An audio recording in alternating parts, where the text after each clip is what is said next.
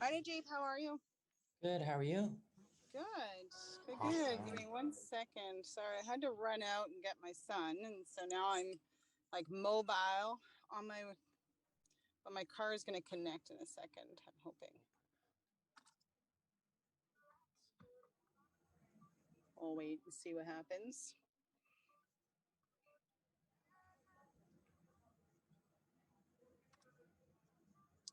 I'm hoping so, and we should have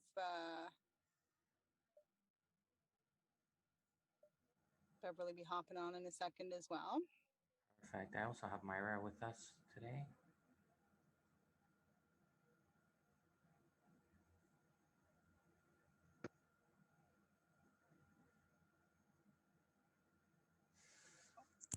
There we go. Sorry. Can you hear me okay? I can. Perfect. Perfect. So let me just make sure I don't have anything from her indicating anything about being behind or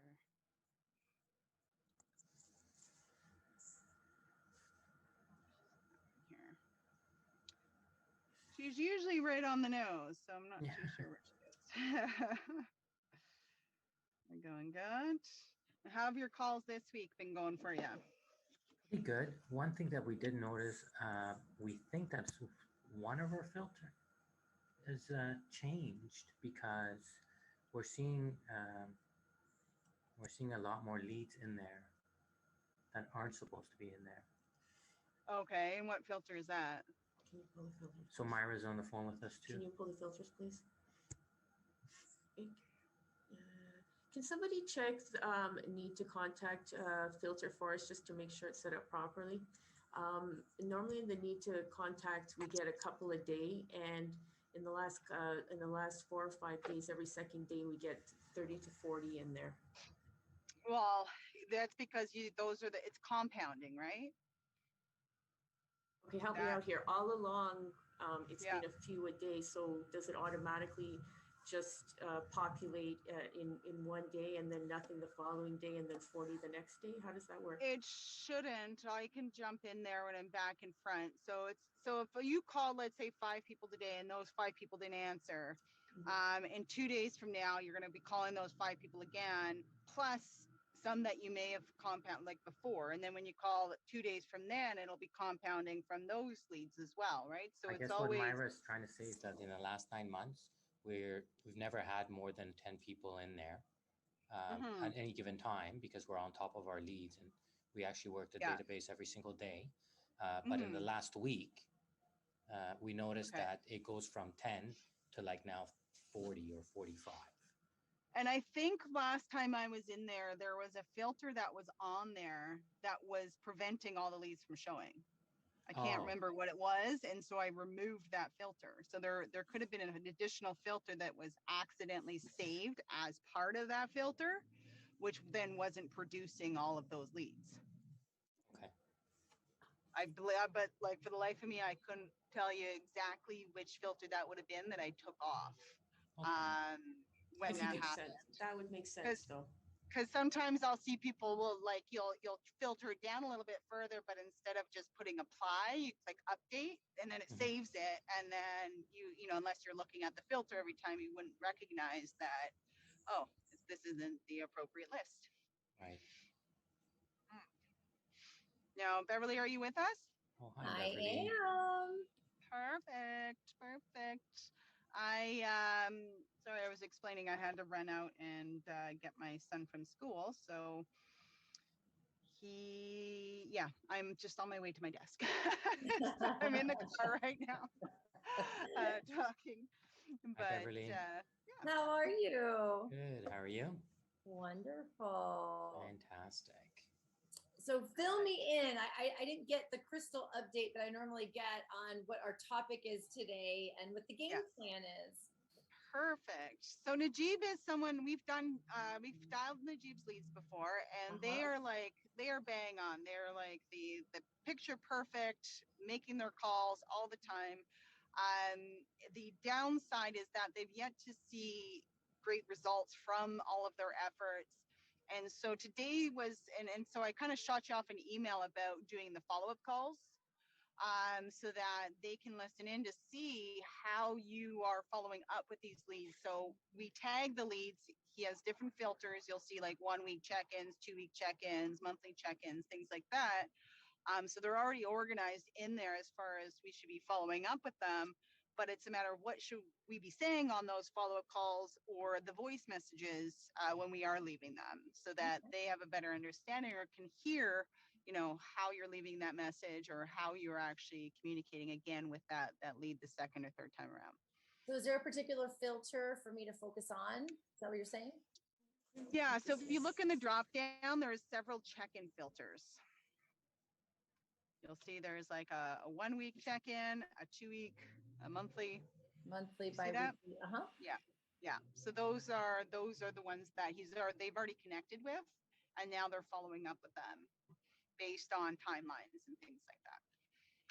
So this will be interesting because I won't be able to see names whenever I share screen.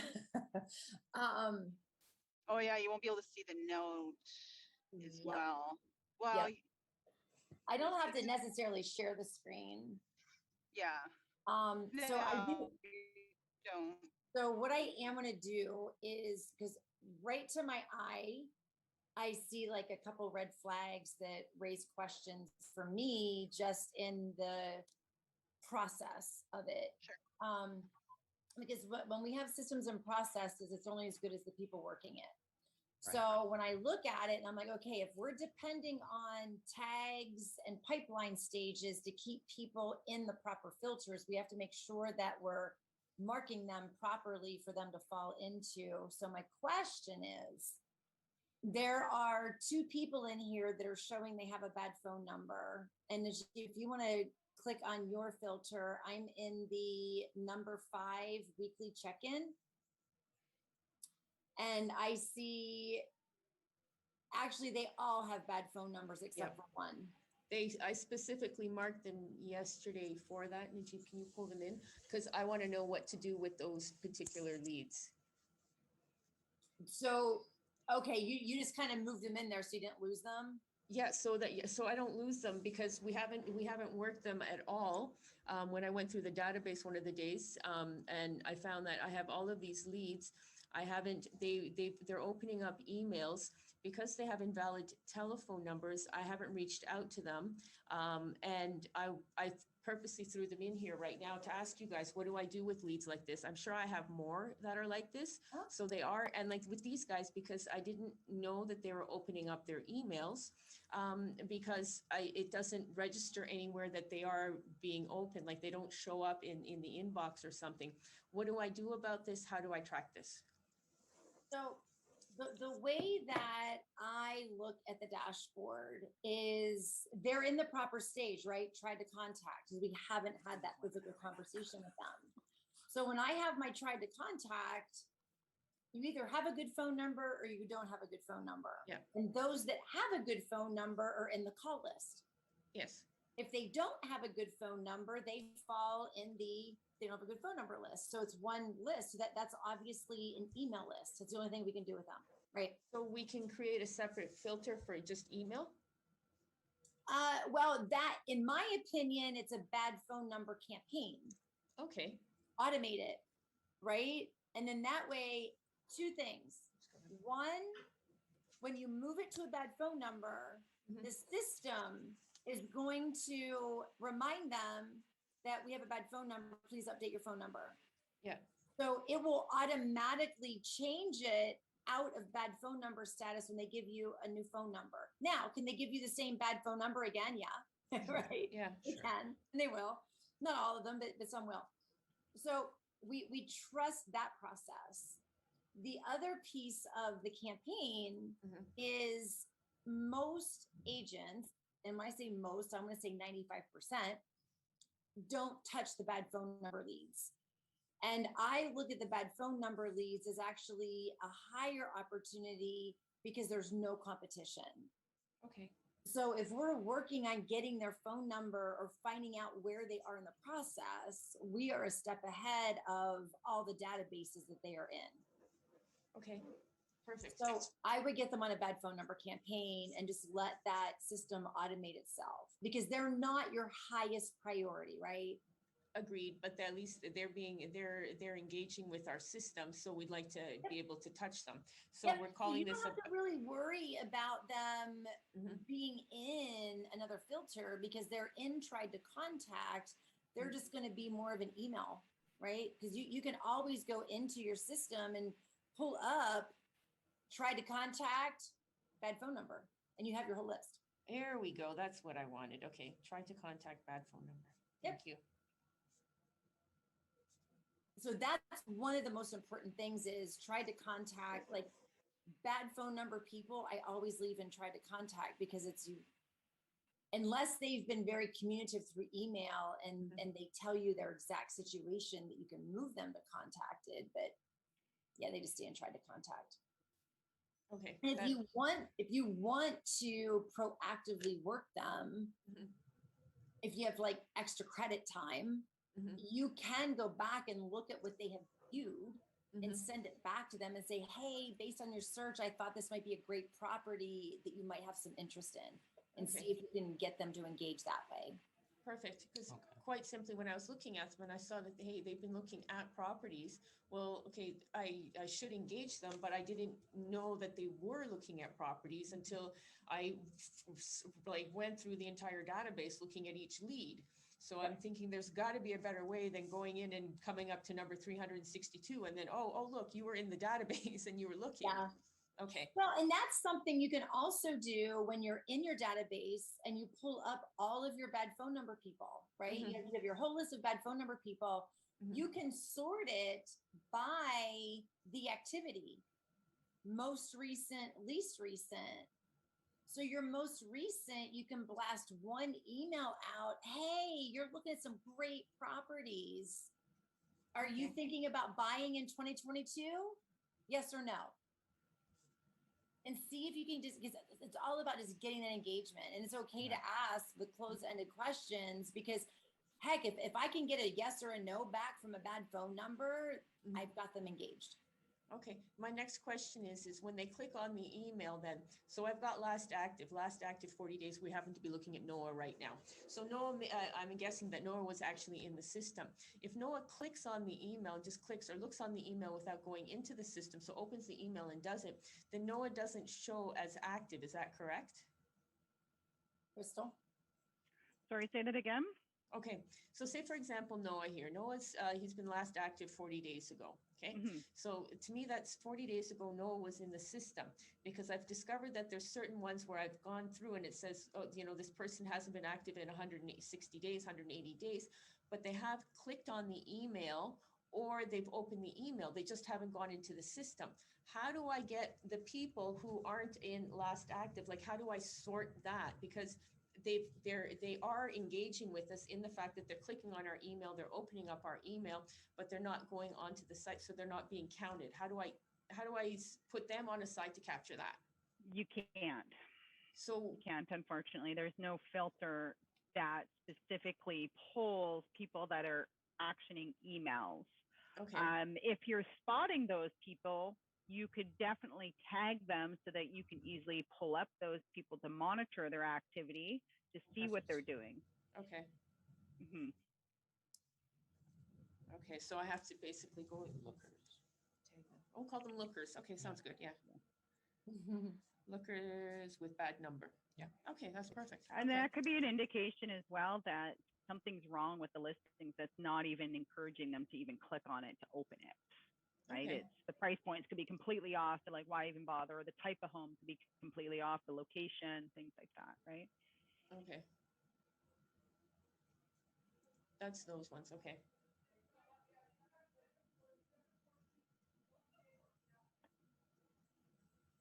I'm looking at one of your leads here, Jennifer, and you have her in check-ins weekly with a tag.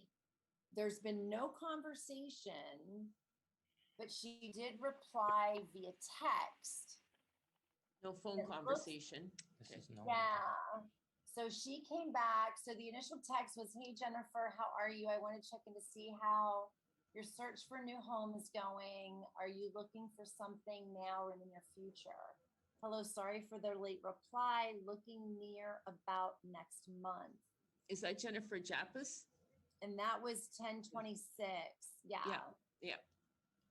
So in that regard, she still tried to contact me. I have not spoke to her. I would not move her to contact. I would move her to try to contact and let her fall through, find out where she's in the process. I Okay. would have tagged her as text so that when I'm going through my tried to contact, I know there was a text message that I need to pay attention to if I do a follow-up with her. Jennifer Jappus. So when I'm doing my follow-ups with people that have texted, hey, Jennifer, you were texting with me the other day, and I know that you're potentially looking at maybe next month. And I'm thinking, is this a renter? I'm looking at the price point, or is she legit 11 to 18 million, or is it 1148,000? I don't know yet about her. It's 'Cause this is- Mississauga, and it says 1100. Okay, so that's what she was looking at. And see, here's the thing. She was looking at that. And then she was also, if you look at what she set up for between 1.7 and 2. So we still haven't determined what she's looking for. Crystal, is there a way to know the difference between a rental number and $1 million number and the 1,000 when it pops up? Not unless you open it. But we did just release a new feature that essentially, if the lead comes in as a lease lead, they will come in as a rental lead, not a home buyer for the lead type. Okay. I'm gonna try calling Jennifer. Right So if now. you see, so if you're looking in the, the lead type where right under the pipeline status, it should say lead type. Or even if you have the lead open. Wonderful. Or if you have the lead open down at the bottom, it'll show you the lead type without having to open up the search to see. Let's see if we can find out what's going on. Home buyer. Okay. So she's trying to call her. Your call has been forwarded to a voicemail service that has not been initialized by the customer you are calling. Okay, so we can't leave a voicemail. So she's legit a texter. Okay. So Where would you make a note of that? Like at what point, like where on my screen would I make a note that this person's a texter? Aside from making myself a note on the left-hand side. I would put a tag text. Tag text. Because so I have communication tags. So it's E semicolon email, text, night call, landline. Okay. That way I know the preferred timing and the preferred communication. Okay. And that way I just leave everybody in tried to contact until they either qualify for time on my calendar or I'm tagging them because I know where they are in the process. Okay. So that way we're not kind of junking up, because in my opinion, there's a difference between trying to find out where you are in the process and I've never spoke to you and nurturing and following up. Yes. My mindset's in a completely different space. Right. And I like to know what is my future pipeline? How many people do I have in my future pipeline? And if I'm in my weekly follow-ups, these are legit people that I've had a conversation with. I've set them up on a home search and I want to make sure that they are opening the emails. I want to make sure that, so that conversation, when they legit want to receive the emails, helping them to understand a lot of times these emails might go to spam because of the links to the homes. Yeah. Make sure you check your spam. I'll be checking back with you, off and on a weekly basis, just to make sure the emails are coming through and to see if you have any questions. Now, if they're opening and I'm like, oh, they've opened it 4 times and I talked to them last, I don't need to call them this week, but I can leave them there for next week, right? So it's just that intermittently, when do I feel like I need to check in? Like, hey, I haven't talked to you for a couple of weeks. Am I sending you other properties? And these are ones I hope they don't answer the phone because I don't want to get stuck on the phone. I just want to keep going. Okay. Do you leave voicemail?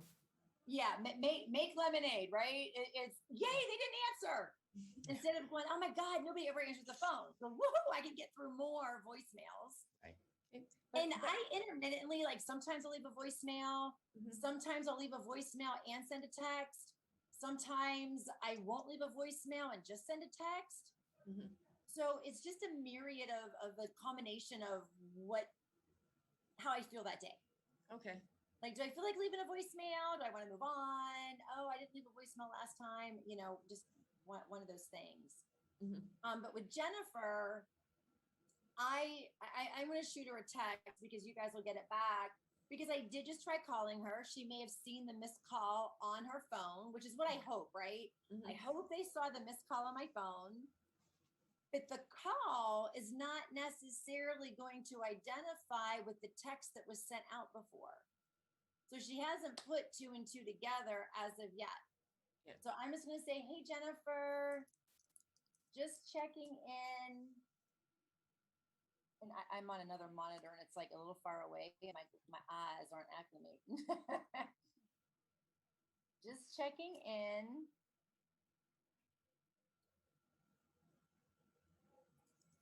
On your home search.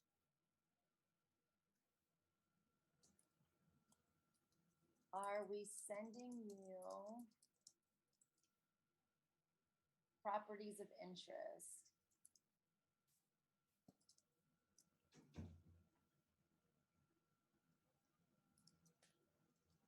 And texting etiquette, I like open-ended or closed-ended questions because people are not going to type back a dissertation. If you can keep them engaged with yeses and nos, you're going to get a lot further in the text messaging. And Okay. absolutely keep it one question per message. As much as you want to type, keep it short, keep it simple, because if they're out driving and they see it, which we all know, everything comes up on your phone, you mentally respond and you're thinking about your response, but then you don't respond because you responded mentally and then it's forgotten about and it gets buried. So the quickest response that we can get from somebody to encourage a response is a yes or a no, or just like one word responses. Mhm.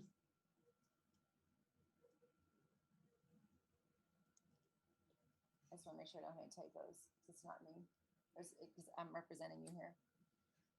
It's okay. I've made my fair share of typos.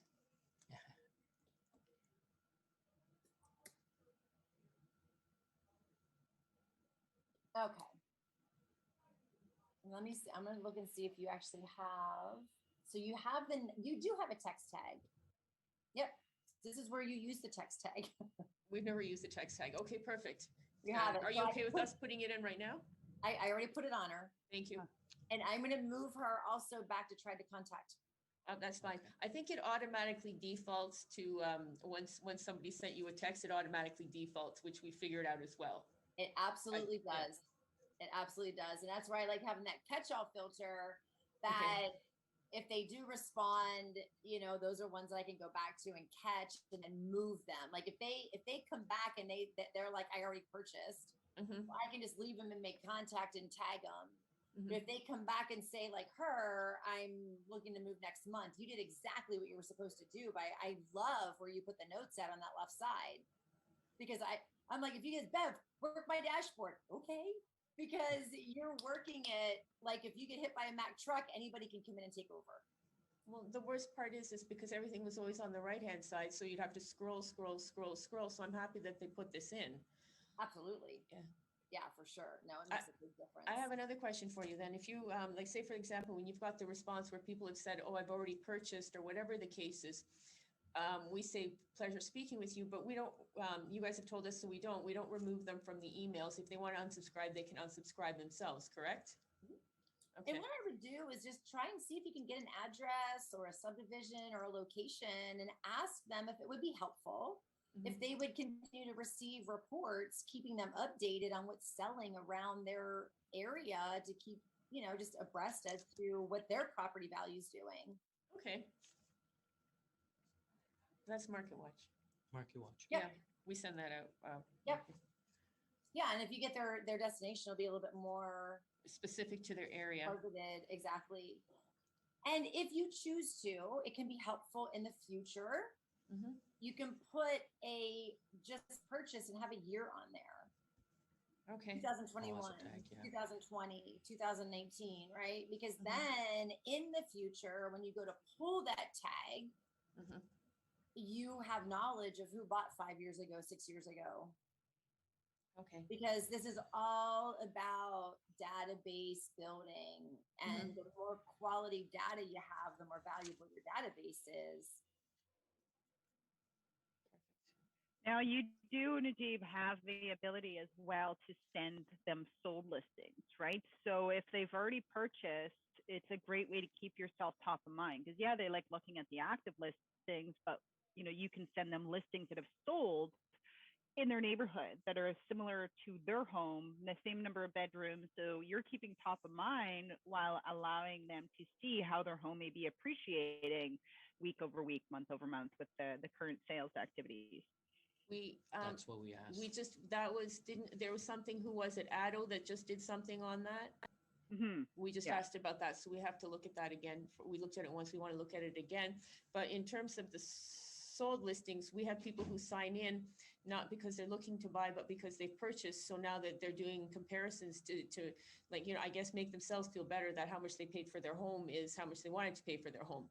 Where would you put those guys? Because we've had a few of those in the last week and a half. Yeah, a couple of weeks, 2 weeks. Yeah.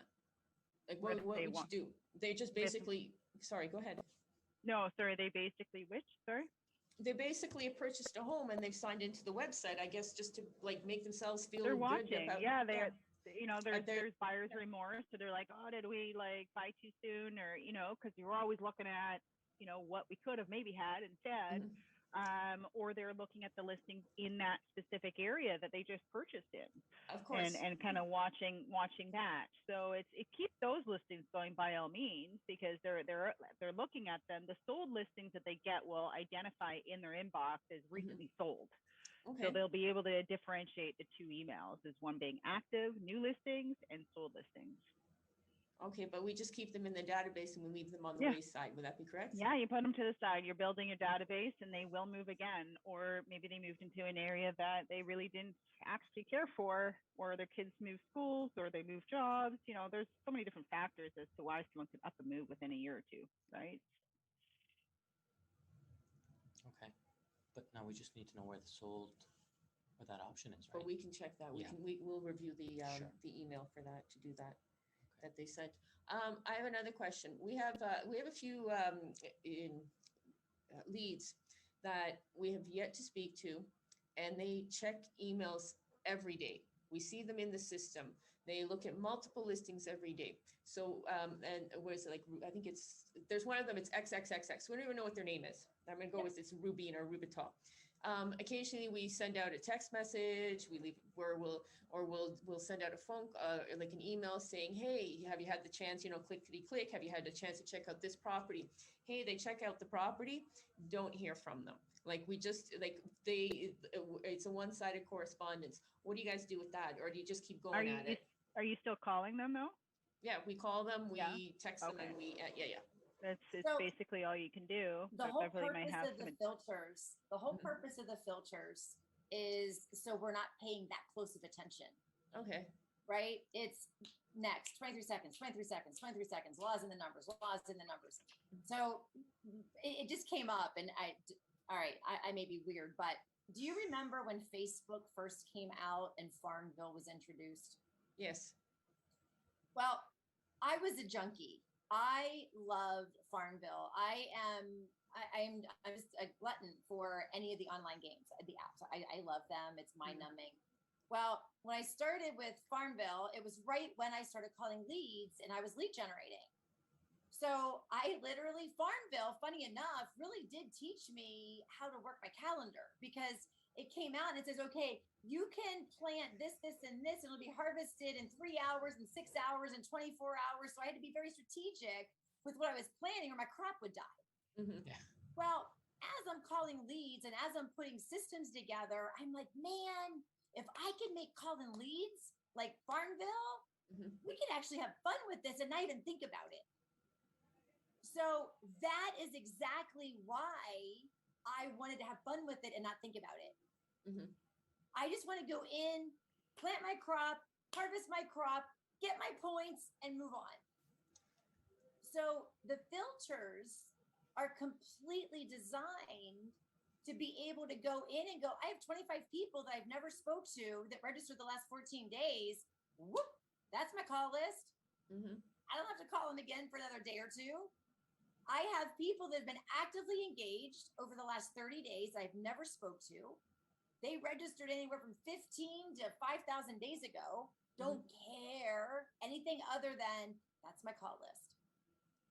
Get through it. The more attention I don't know, I cannot get this Siri to pay attention to me when I want them to, but whenever I talk, so the more we pay attention to detail, the more it derails us, Okay. the more it frustrates us and prevents us from moving forward. So just keep doing it. Laws and the numbers. You may never ever talk to them, and they may be a realtor themselves. Oh yeah, we have two of those that just came in the last day and a half. One is the daughter of a realtor and the other one is the wife of a realtor. Yeah. And I'm like, okay, well, talk to them about signing into their websites. So I turn that into a recruiting opportunity. So depending on what company you are with, A, I'm looking for team members, and B, I like to recruit. So do you not have access to the MLS? Or hey, how long's your mom been in real estate? Does she not have access? What company is she with? Is she happy with her company? Flip Good it way into to- a recruiting tool. Right. Okay. That's awesome. Or even adding to your team. Always make lemonade. There's an opportunity in everything. And it's how we look at what that opportunity could be. Because every conversation I have is never a waste of my time. Even if it's somebody that is, I mean, I legit had a homeless lady texting me back. And I'm like, there's nothing I can do for her, but I made her feel good. Right. And it is what it is. Our paths were meant to cross for some reason, somehow. What is that reason? Not someone similar. And not overthinking it, not putting a ton of time into it, but just looking for the opportunity and moving on. Okay. Because you are going to have those. Just like your bed phone number, people right there, always on there looking. Come on now. Just don't. It's like you're hoping that there's some sort of magic. You know what it is, and I'll flat out. What the thing is I think to myself, you're looking, and finally, in my mind, I'm thinking, when I finally get the opportunity to chat with you, you're going to turn around and tell me you bought something with somebody else. So why do we go there? Why? I don't know. So at least give me a chance. Right. Well, why can't our brain though go to my consistency is compounding my brand. So when they are ready, they're going to remember me and call me. Why doesn't our brain tell us that? I don't know. It's used to being treated another way. Negative is way more fun. Negative is way more fun. But because the drama, right? Let's get into drama. I'm paying as much for leads and I'm not getting my conversion and I want it now. And I was just telling somebody the other day, they're like, I had such a bad day. And I'm like, define bad. Is it bad because you didn't get your expectation? What would have made it? What would have made your day happy? Oh, you got what you wanted. Oh, it met your expectation, right? So if we just look at our database for what it is, and we do what we know we're supposed to do, we trust the process, it's going to happen. And when you get that phone call, you're gonna be like, oh my God, this shit works. And then it's going to slowly start to change that mindset. Now, am I going to say that mindset's never going to go away? No, I'm a liar if I would tell you it goes away. It's always going to be with us, but trust the process. Because I have found out I just started my team again, brand new team, different state. And I've started attacking leads with a different mindset because I attract leads. I don't have to chase. I have a value proposition. But I pay for leads and they don't know who I am, right? So it's my job to talk with them so they understand my value proposition. Am I chasing? No. I'm just looking for the people that are going to listen to me. That's it. So I like that. when I have a conversation with somebody, And they say to, let's put it this way. I see a text message because this legit happened. I'm not going to be moving there until the spring. And this was August. I'm not going to be moving there until the spring, but I might be moving in December. I could be in a position to buy in December. Mhm. I kept trying to call. She was a text message. She called me back. Mhm. She's Beverly. I am so sorry. I know you've been trying to get a hold of me. I've been crazy busy at work. She says, I'm going to be retiring, vet, and we're going to be retiring in the spring, but we could potentially buy something in December. Mhm. I says, well, what can I be doing for you now? What can I do to earn your business? And she says, you know what? She goes, I don't know anything about VA loans. This is going to be the first time we're going to be utilizing it. Am I going to need any money? And where does my credit score have to be? I said, that's not my area of expertise. I can tell you enough to get me in trouble. Do you mind? And I always ask for permission. Mhm. Do you mind if I have my lender reach out to you and go over that process so that you can be prepared? This is August and she's like maybe December, right? Mhm. My lender reaches out. She doesn't respond. So I did the email. He reached out. She didn't respond. He tried calling. She didn't respond. Mhm. I'm texting my lender 2 months later. Hey, did you ever talk to her? Nope, I'll call her right now.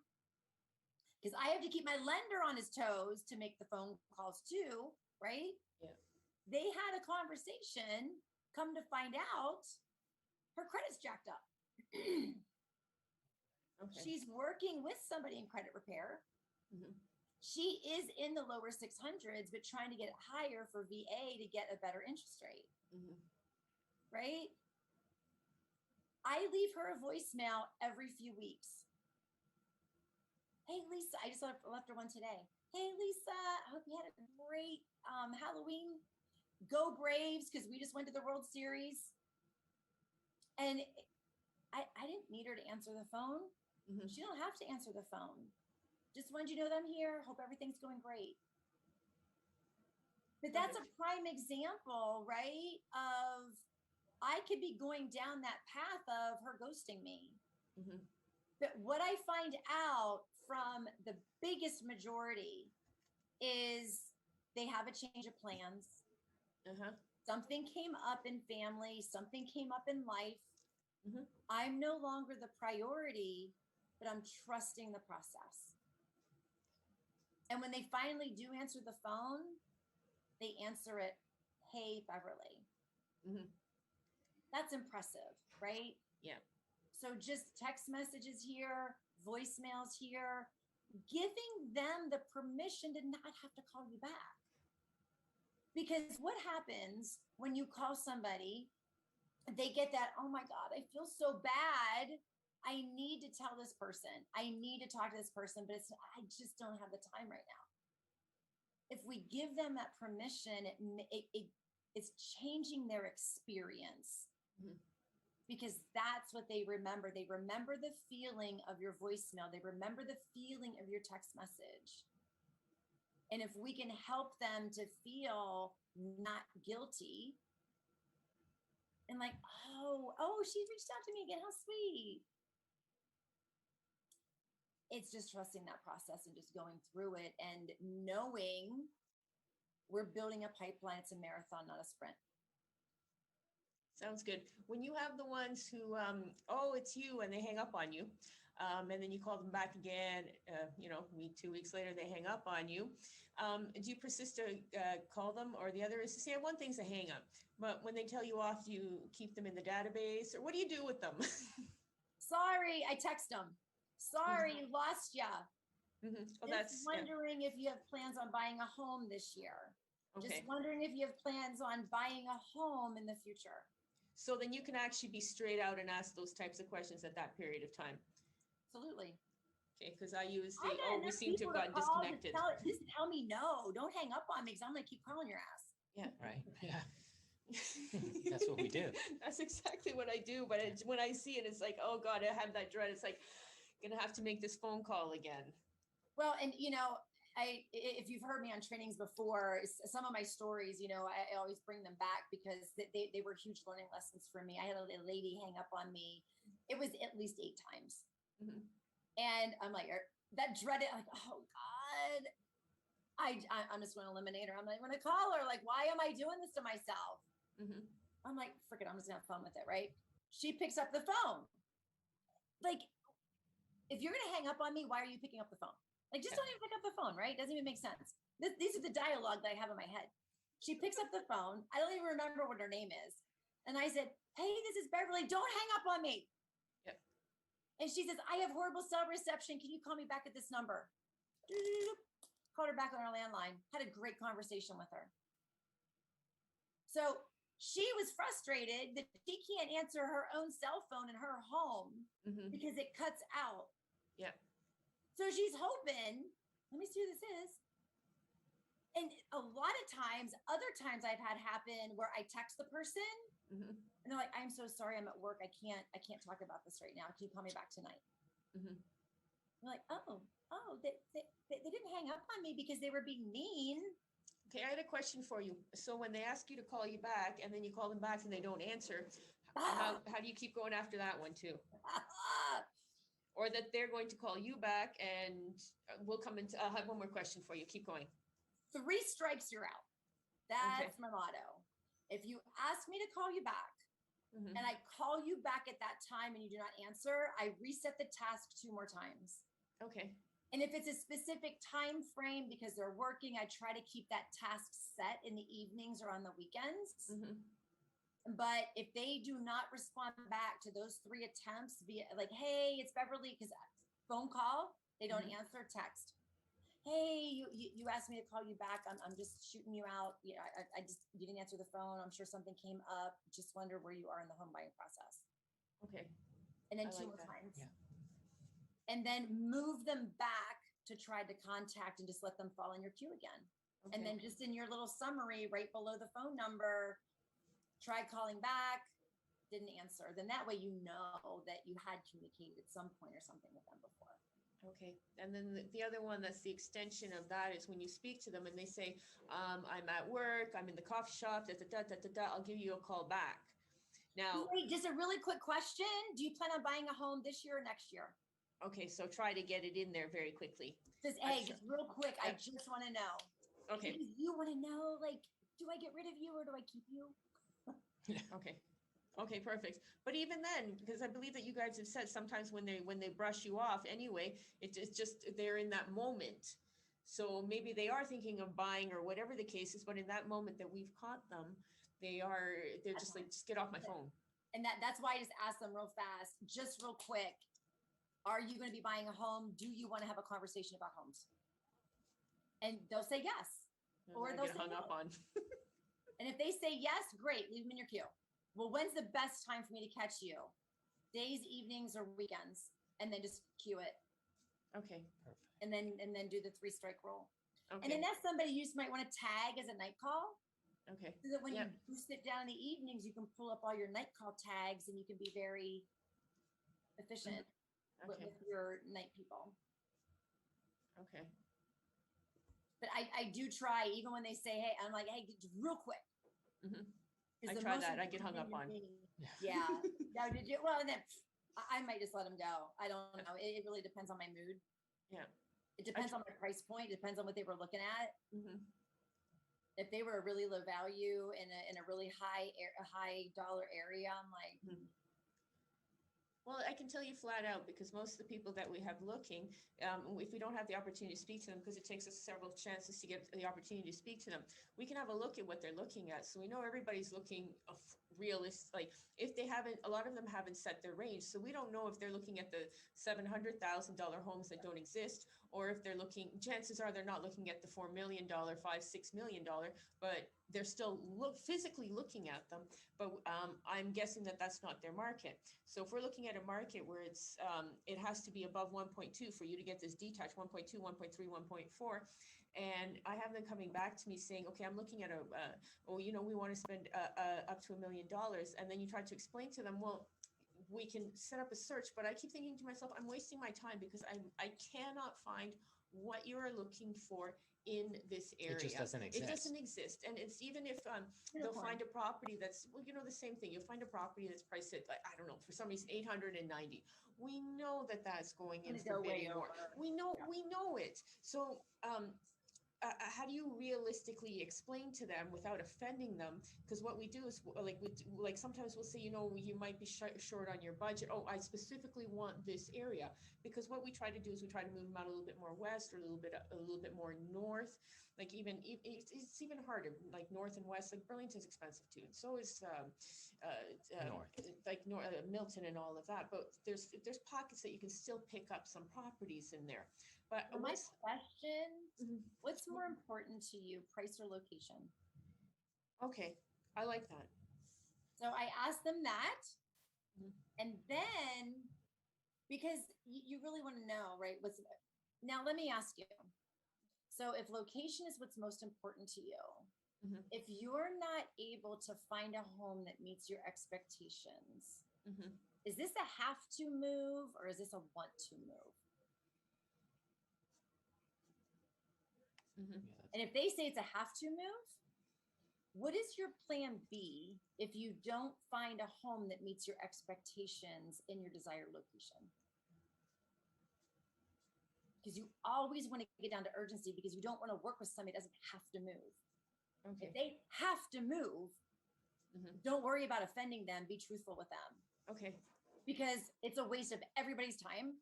And I learned that way early in the game is even when I was bringing agents into my team, they would show anything to anybody anywhere. Yeah. And I'm like, hello. Yeah. Their Good time for that. budget is this. The home does not exist. Why are we wasting time on hoping they may miraculously hit the lottery and be able to buy something else? Let's just sit down and have that conversation. Yeah. Right now may not be the time for you to buy. You may just have to rent it. Yeah.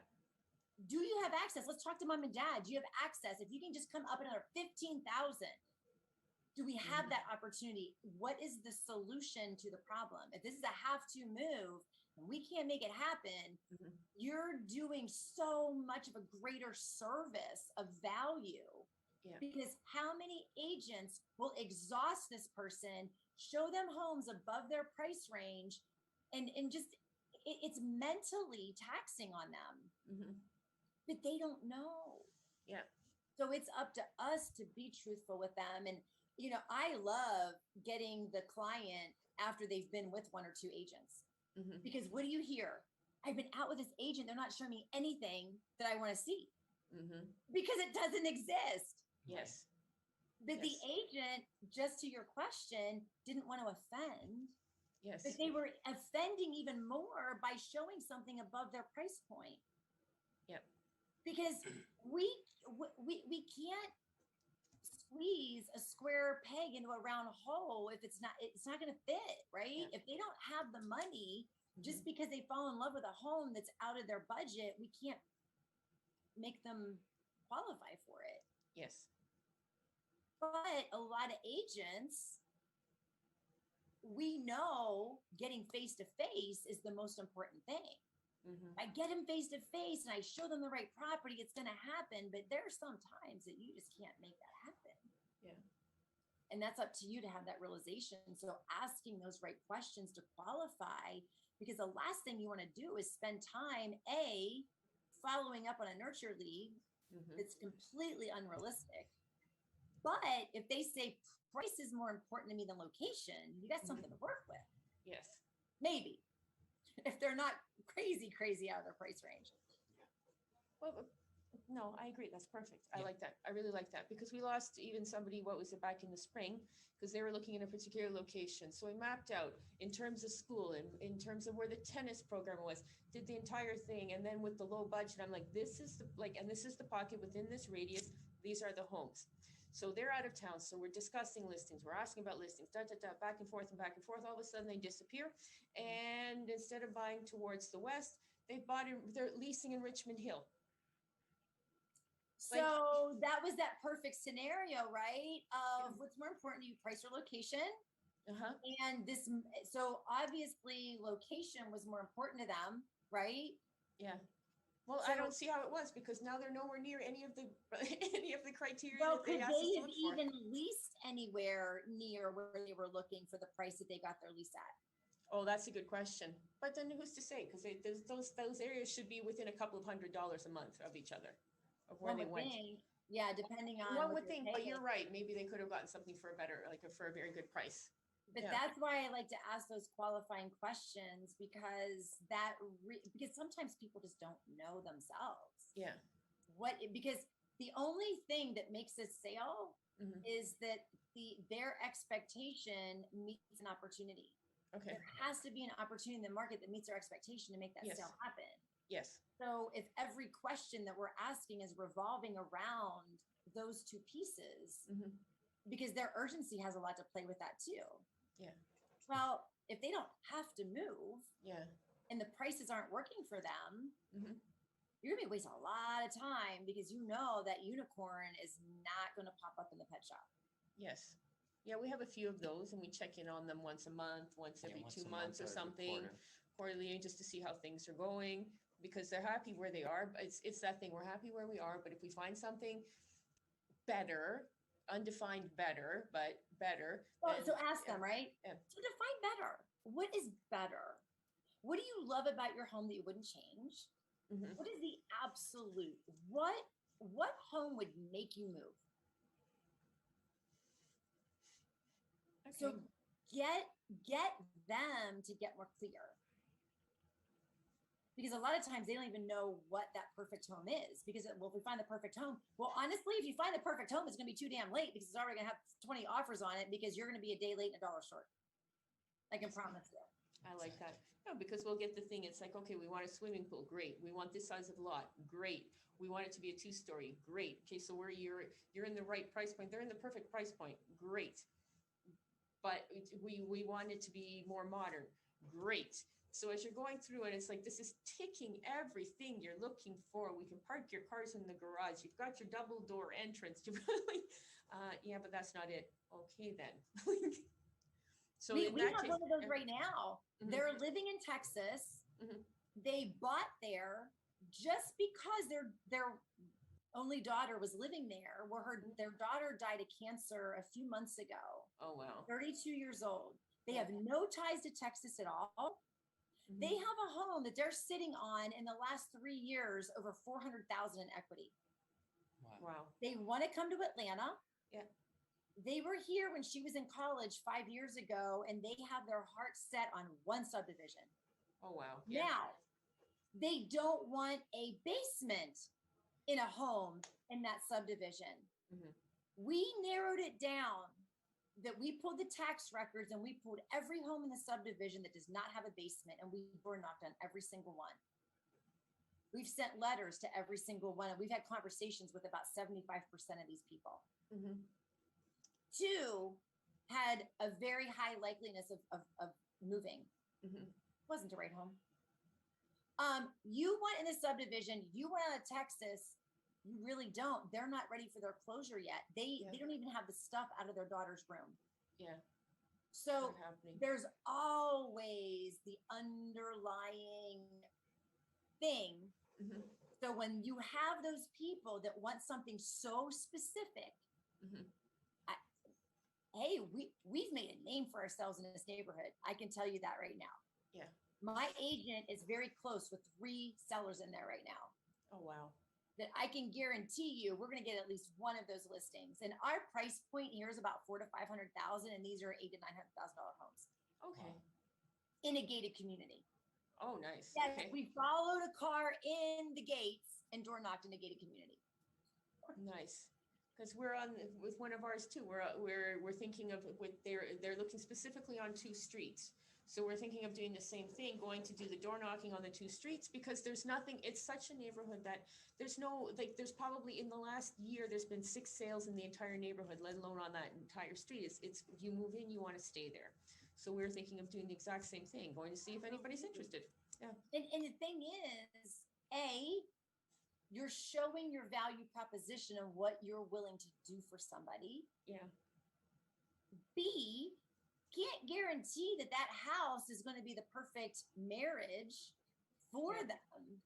Yeah. But what you're doing and being proactive, Mhm. these people, I'm literally blown away at how receptive they are to what we're doing Mhm. and acknowledging you're the kind of agent I want. Mhm. You're out there doing it. Yeah. Because they know if they put their home on the market, we're going to be out working for them. And they know they're not going to have to worry about where they're going to go to. Yeah. Because we're going to find them that home if they get an offer. Okay. So it's A, you're looking at a potential double ender that you're going to be proactively going after a listing. And B, you're showing a value proposition to your leads, right? Yeah. When you take that into your conversations of the leads that you're calling, Mhm. when you have people, I had a lady legit pay, I paid for her. She was very expensive because it was a realtor.com lead. She came in looking in the neighborhood because she just wrote a contract on a home that day. And it didn't fit right to her because she felt that she was overpaying. So she was looking to see what they were selling for in that neighborhood. Mhm. When I talked to her, she thought I was a listing agent. I wasn't. Yeah. I said, did you want to go see it? She goes, no, we already wrote a contract on another house in there. And I said, well, what were you looking for? She says, well, what I'm looking for. And I said, well, let me ask you, like, it was listed at 335. Can you tell me what you put the offer in for? She goes, the agent told us we had to go in at 400. And I said, please tell me you have an appraisal contingency. And she goes, what do you mean?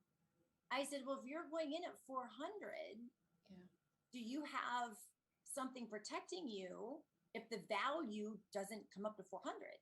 Yeah. Because I'm sitting here quick looking because I had it pulled up. The highest home sold in there was 349. Oh my goodness. So she's like, what do I do? I said, do me a favor, look at your contract and please tell me that you have an appraisal contingency. And she goes, I have no idea. My husband signed it. I don't even know what we signed. I said, just open up the contract and go to this page. And she goes, I don't see anything in here. Can I send you the contract? I'm walking a gray area here, right? Yeah, exactly. She offered to send it to me though. I said, I'll look at it. I said, you have no appraisal contingency. She goes, what do I do? I said, I can't tell you what to do, but if you were my mother, I would pull the offer or change it. Well, they changed it. They didn't get it. Mm-hmm. I just called her the next day. I said, I'm just checking in on you. What transpired? She goes, we changed the offer. We didn't get it. And I said, how were they able to change the offer? Because it wasn't accepted, because there was multiple offers. Oh, okay. Got you. Okay. With multiple offers, and they were in before the due date. So they were able to pull it and change it and modify it. Which I knew they weren't going to get it, but she wasn't protected, and they did, because I asked, we went through the whole dialogue. If you're okay paying an extra $50,000 if the appraisal comes in, do it. Yeah. But the agent never explained that to them. Yeah. They were going to get that house. Yes. There's no doubt about it. 400, no appraisal contingency, no financing contingency, 5-day due diligence. They were going to get that house. Yeah, and then they would have lost the house if they couldn't qualify. And they would have lost their earnest money. Yeah. So fast forward, Yeah. I just checked on her. Yeah. And I said, if there's anything that we can do for you, just let me know. I called her back the next day. I said, how are things going? And she says, well, she goes, there's another house that the agent sent over to me. She goes, I think we're going to write an offer on that one. Mm-hmm. And I said, I wish you the best of luck. Just make sure that you know what you're doing as far as what you're signing. Later that day, she called me back and she said, well, I did ask her at one point. I said, well, if there's anything else I can do to earn your business, I would love to be able to work with you. She called me back and she said, is that offer still open? Can we work with you now? I said, what happened? She says, the agent said that she wouldn't work with me anymore because I told her I didn't want to put an offer on this property after my daughter saw it and didn't like it. She told me I didn't know what I was doing. Oh, so boy. We got her under contract in 2 days and closed on her. And that's what I'm saying. Yeah. When we believe so much what we're doing and we can convey those conversations to our leads, we're seeing it from a completely different perception, right? Of I have to save you. So that nurturing and that follow-up becomes so genuine, and those leads feel that you truly do care. I have one right now I've been following up. I just sent him an email today. Mm-hmm. His daughter is on her second agent. agents aren't creative enough when it comes to writing with multiple offers. And not only are they not creative enough, they don't know how to properly explain to the client why they need to write the offer that they need to write. Yes. What the market looks like. Okay, we can do this to win, but here's the risk. Are you willing to risk? Do you love it that much? Are you willing to put your money on the line? Are you willing to do this? I can make this work for you. But these agents are just out there saying, if you want to win, you got to rate it this. And people don't even ask why. People don't even ask. They're like, okay. Yeah. So it's really coming from that place of service and conveying that to these people. And if they're not going to listen, I don't want to work with you. If you don't appreciate my value and appreciate how hard I go to bat for you. Yes. Because when you go out and you door knock for this client, they may not even be a client, right? They're just a lead. Yes, exactly. But who cares when you go out and actually do it? The confidence that gives you in your conversations that you're having, because you can now say, this is what we do for our clients. Perfect. What can I do to earn your business? So just keep doing what you're doing. You have no idea how I'm like, oh my gosh, I love these people. Like, your database is on it. Just trust it. Okay. You're doing everything absolutely right. Okay. It's not microwave. We're back at the stovetop, boiling water on the stovetop. Thank you, Beverly. You've been so Thank you. inspirational today. Thank you. You're so Awesome. welcome. Did anything pop up in the chat or anything? No. Everyone, I think on here is just taking her all in today. No question. Does anyone have any questions before we bounce that Beverly could answer for you? Yeah, I always just say, trust the process and don't be attached to the outcome. And when we get that goofy thought in our head, just do it anyway. They hung up on me. I'll get you. I'll get you next time. And then as you have people respond positively, you're like, then your mindset starts to change. You're like, why do I think that? Why do I do this to myself? Wow. Yeah. Create our own hurdles. And I've been calling for, way too long. I've been calling for 12 years. I still go down the negative row, but I just plow through it. I'm like, oh, whatever. Yeah. It's just a thought. Okay. Okay. Perfect. Thank you very much. Absolutely. Any other questions? No. She addressed most of it. It's just we got to learn how to do the sold ones, send out the sold for the. Okay, no, but thank you very much, because this is like, honestly, this really helped me, because there's times where I'm on the phone with somebody and I'm like, at this point, and like, honestly, I've been in sales for over 20 years, but I've come to the point with these people, because it's a different mentality of having to deal with people. It's like, I don't know what to say to you. I've come up to here. I know that there's something else I can say to you, not necessarily sway you, but there is something I can say. What is it that I can add to this conversation? And you've helped me out with like so much today. Thank you. What can I do to earn your business? Yeah, that's perfect. Say, what can I do to earn your business? I love it. Love it. Love it. Yep. That's going to become our screensaver. That's right. What can we do to earn your business? Yes. Go get them. Thank you. Thank you so much, Beverly. Guys. Bye. Awesome. Bye. Have a wonderful day. You as You well. as well. Bye-bye. Thanks, everyone. Bye-bye. Bye now. That was awesome.